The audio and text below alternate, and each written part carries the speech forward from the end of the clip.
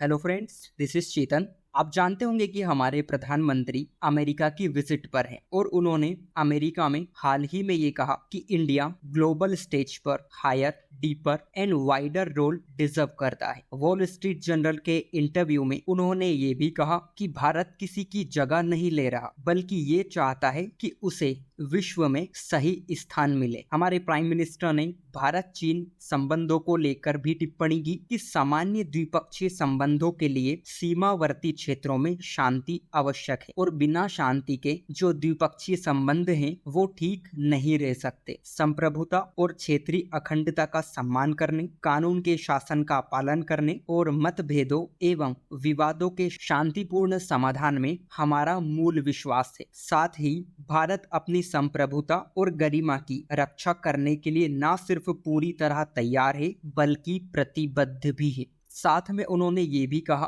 कि वहाँ स्वतंत्र भारत में पैदा होने वाले पहले प्रधानमंत्री हैं और वे अपने देश को ऐसा ही दिखाते हैं जैसा कि सच में वहाँ है। यूक्रेन के मुद्दे पर भी उन्होंने बोला कि कुछ लोग कहते हैं कि हम तटस्थ हैं, लेकिन हम तटस्थ नहीं हैं, बल्कि हम शांति के पक्ष में हैं, यानी we are on the side of peace. और सभी देशों को अंतर्राष्ट्रीय कानून और देशों की संप्रभुता का सम्मान करना चाहिए। उन्होंने आगे कहा कि विवादों को कूटनीति और बातचीत से सुलझाया जाना चाहिए, युद्ध से नहीं। और इस मैटर पर हमने रूस के राष्ट्रपति व्लादिमीर पुतिन और यूक्रेन के राष्ट्रपति व्लादिमीर जेलेंस्की से भी कई बार बात की और भारत ने ये दोनों देशों से वादा किया कि Bharat peace and stability ensure करने में जो भी कर सकता है वहां करेगा। फिर उनसे एक सवाल पूछा गया था कि वाशिंगटन ने हथियारों के लिए मॉस्को पर अपनी निर्भरता कम करने के लिए भारत पर दबाव डाला है और अमेरिका में कुछ लोगों ने यूक्रेन पर रूस के आक्रमण के खिलाफ अधिक सशक्त रुख नहीं अपनाने के लिए मोदी सरकार की आलोचना की है। तो इसका जवाब देते हुए हमारे प्राइम मिनिस्टर ने ये कहा कि मुझे नहीं लगता कि अमेरिका में इस तरह की धारणा व्यापक है।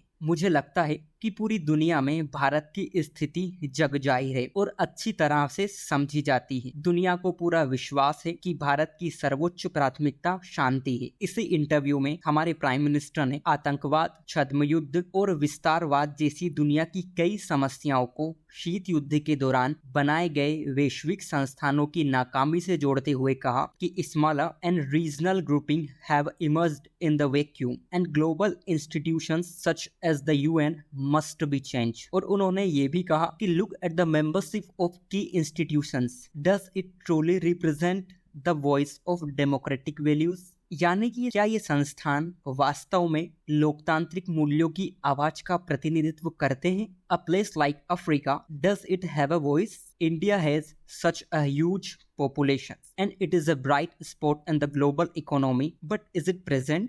उन्होंने आगे कहा कि सुरक्षा परिषद की मौजूदा सदस्यता का मूल्यांकन होना चाहिए और दुनिया से पूछा जाना चाहिए कि वहाँ क्या चाहते हैं, कि भारत वहाँ रहे या नहीं। फिर हिंदी न्यूज़पेपर में एक न्यूज आई थी कि शनि के चंद्रमा पर जीवन के लिए जरूरी तत्व को खोजा गया, यानी शनि ग्रह के एक चंद्रमा पर फास्फोरस पाया गया जो पृथ्वी पर जीवन की मौजूदगी के लिए एक अहम तत्व है। वैज्ञानिकों ने नासा के अंतरिक्ष यान कैसिनी द्वारा भेजे गए आंकड़ों के अध्ययन से यहाँ खोज की है। कैसिनी शनि का चक्कर लगाने वाला पहला अंतरिक्ष यान है। जीवन के लिए 6 रासायनिक तत्वों को आवश्यक माना जाता है: carbon, oxygen, hydrogen, nitrogen, sulphur और फास्फोरस। इनमें से फास्फोरस की उपलब्धता सबसे कम है और यहाँ पहली बार है जबकि पृथ्वी के अतिरिक्त किसी जगह पर जीवन के लिए महत्वपूर्ण यहाँ तत्व पाया गया। फास्फोरस डीएनए की संरचना की मूलभूत जरूरत है। यहाँ कोशिकाओं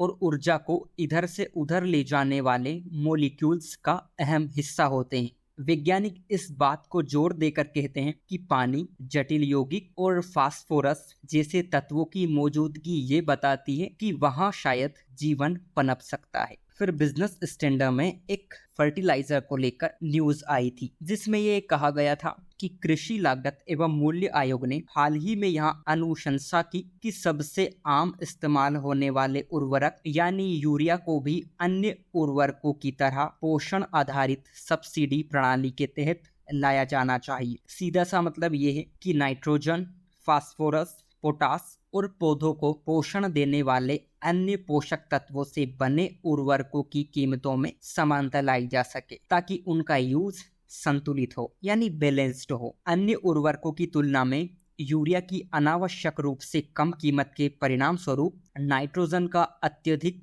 इस्तेमाल होने लगा है। अगर हालात ऐसे ही बने रहे तो यहाँ खेती के लिए अच्छा नहीं होगा। खास तौर पर कृषि से होने वाला मुनाफा प्रभावित होगा, जो पहले ही काफी कठिनाइयों से जूझ रही है।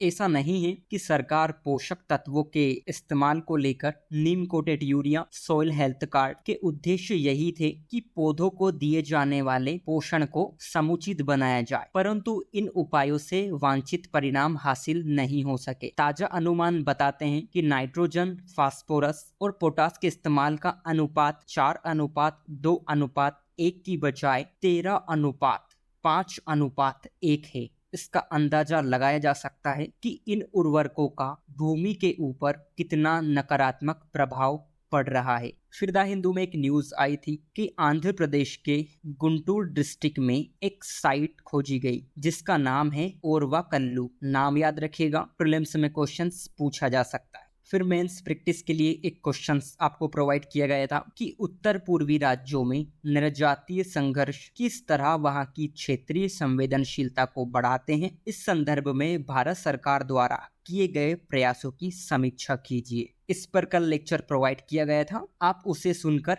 इसका आंसर लिख सकते हैं। सो आज के लिए इतना ही। Thank you.